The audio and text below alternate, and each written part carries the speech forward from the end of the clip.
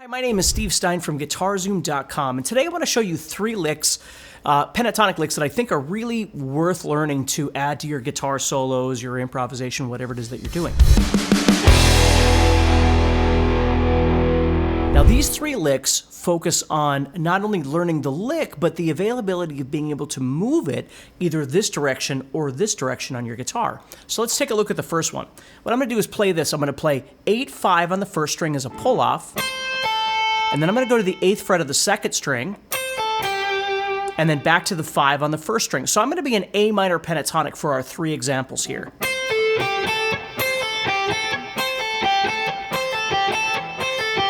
Now, the trick to this is when you do this, you want to do that pull-off, and when you do this 8-5, you want to play those kind of forcing your guitar pick to push down through both of these, which we call hybrid picking, where I'm pushing through or almost sweeping through those strings. And then I start all over, and I'll probably start all over with an upstroke. So if you think about it, with this one movement downward and this one up with a pull-off, I'm getting 4 notes. Now I might start with a down, it doesn't make any difference, but once I get into it right here, those 2 notes are going to be down, and then this up with the pull-off. Now, the cool thing about this lick is that you could start with the 8th fret like I'm doing right now, or you could start on the 8th fret of the 2nd string if you wanted to. It doesn't make any difference, whatever's comfortable for you. Now, if you think about the idea of that, I could take that then and start moving it across the guitar this way if I know my A minor pentatonic in the other position. So, for instance, I could do it here, then move up to the next position, play 10 and 8, then move up again, play 12 and 10, and 13 on the next string, and then move up, play 15, 12, and 15, and so on. You could move it as you're playing it, so you might make a pattern out of it. So what I think about it are licks are an idea. When you take that lick and you start moving it around and kind of sequencing it, that becomes a pattern. So if I do this,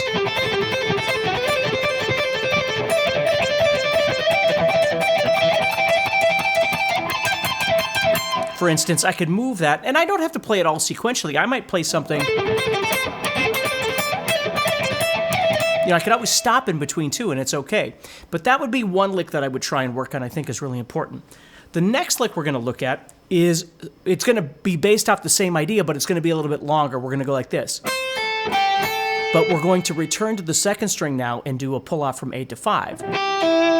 So I have... So it's the same idea, but I'm going to do an upstroke on that 8 to do a pull-off to the 5.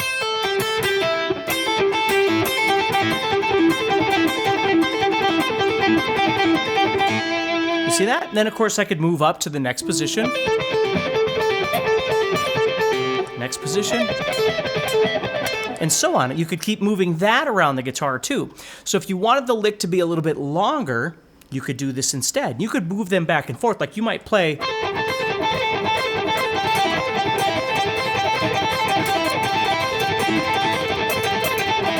See, I can combine the 2 together to make something a little bit larger as well, okay? And then the last thing I'm going to show you, which opens up the door to moving across the guitar this way. So let's say, for instance, I'm going to do this. I'm going to take that same idea. Here's our lick number 1. And what I'm going to do is I'm going to start moving this direction.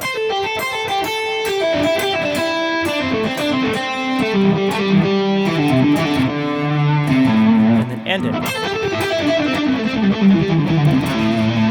Okay, or the second lick that we did.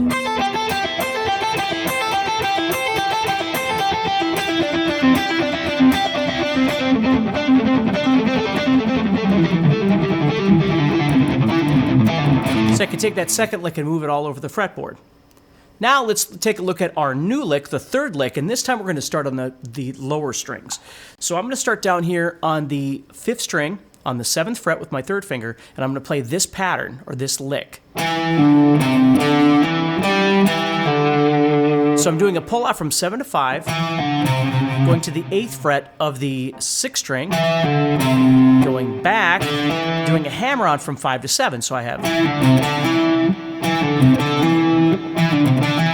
And then what I'm going to do is I'm going to go to the 5th fret of the 4th string with my first finger here. And then I'm going to return and do a pull off from 7 to 5 on the 5th string. So it looks like this. So I'm starting and ending with a pull off from 7 to 5.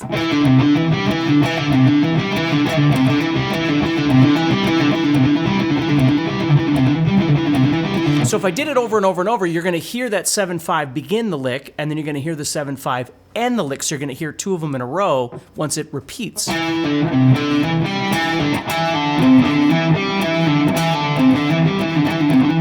I could always add a little bit of palm muting in there too if I wanted to, just to kind of give it a little more percussion.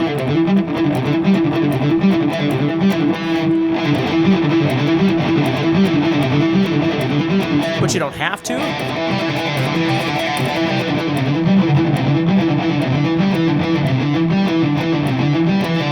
Now the cool thing about this one, again, we can sequence it. What I'm going to do is when I get finished, I'm going to move to this string and start all over.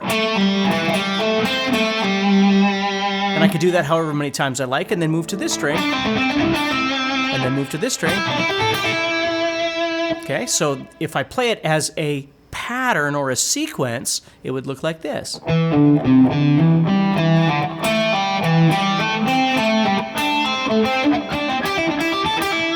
So it's kind of cool because you'd have this.